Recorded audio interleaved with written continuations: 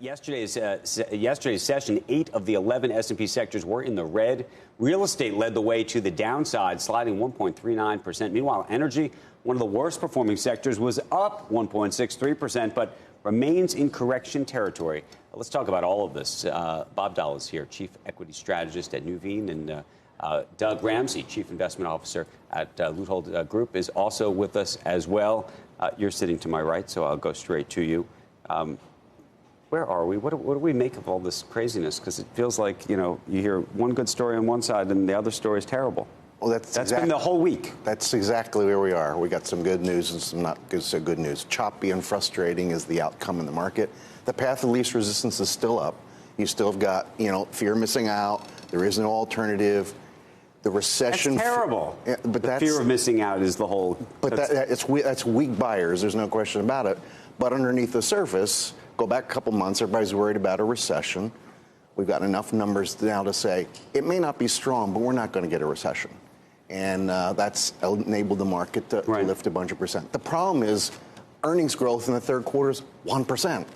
So let me ask you two questions. One is earnings growth 1%, and then you look, but it's become a very stock-specific story. Look at retail. You look at these earnings reports, especially in retail, and it's no longer, let's tell us, there's a overall story about the consumer or about the larger economy. It's now very specific. Agreed. Meaning we've moved from the beta to the alpha market. Yes. And the alpha market is harder, but it's more interesting.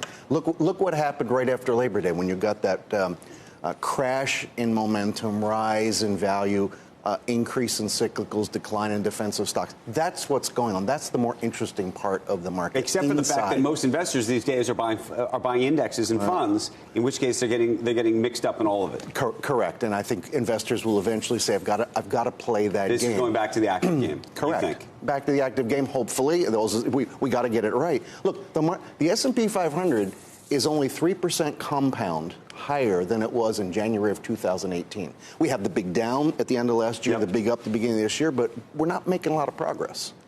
That goes to the larger point, Joe, that nothing has happened. We're basically we're up, but consolidated huge gains from 2016. In fact, huge, 60%. Agreed. Huge gains. Doug, last time you were on, I just remembered this. I was kidding you about Paulson. You and Jim Paulson are at the same firm, and one of you is going to owe the other one dinner. And I'm afraid you owe him like a week's worth of dinners. You could not have been more wrong about what you were saying last time you were on, and you're saying the same stuff now. So you're still totally bearish. This is 23% for the year. I mean, you're going to stick with that now, or did you? So glad he came on. Well, I just trying to figure out your thinking. I mean, Paulson ended up. Did you tell him, geez, Jim, you were right? Here's what I missed. Well, I mean, yes, I have. I mean, quite frankly, what we've owned, we've been allocated pretty well. I mean, we didn't get cautious in terms of what we've owned. I mean, pro-cyclical and very heavy in technology. I mean, our big winner this year, group-wise, has been semi-capital equipment.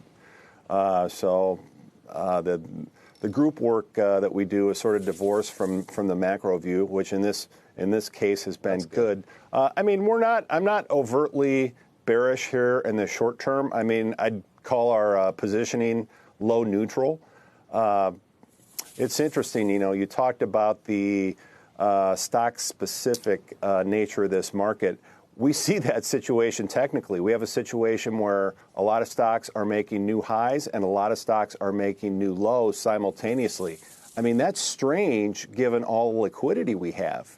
I mean, supposedly this was going to be a big, broad upswing following that quant quake we had back in September. So it's interesting we're sort of back to that highly selective market, which typically is not a good sign for this next 6 to 12 months outlook. But right now we're going to finesse it. We're not as low in equity exposure as we had been at points earlier in the year.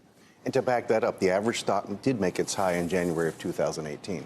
Mid-cap stock averages are down, small-cap averages, most international averages are down. It's the cap-weighted S&P 500 that's looking great. What would you buy right now? I got a list of 6 names. I know you do. That's why we go to it. In managed care, I want to own Humana.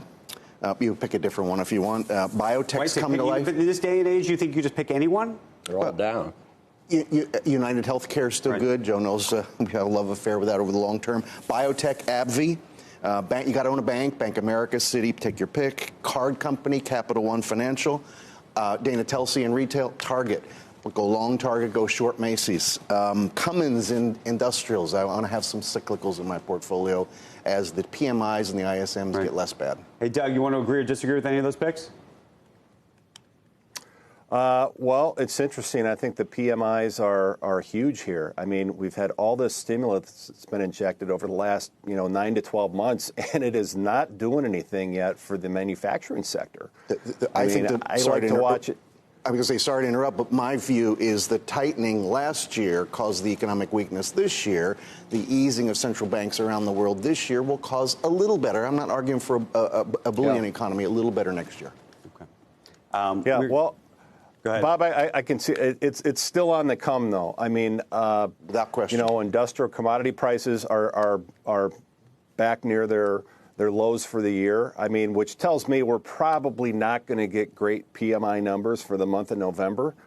At some point, low rates for 10 years, I just think the impact ultimately, I'm not sure it's totally worn off, but certainly the beta, I mean, the impact on businesses after this free money's been available for so long, I don't think is going to be quite what it was back when you were at 9 or 10% unemployment, and attitudes just couldn't have been darker. Okay, we have to leave the conversation there. Appreciate Adios. it, Bob, Doug. Thank you guys.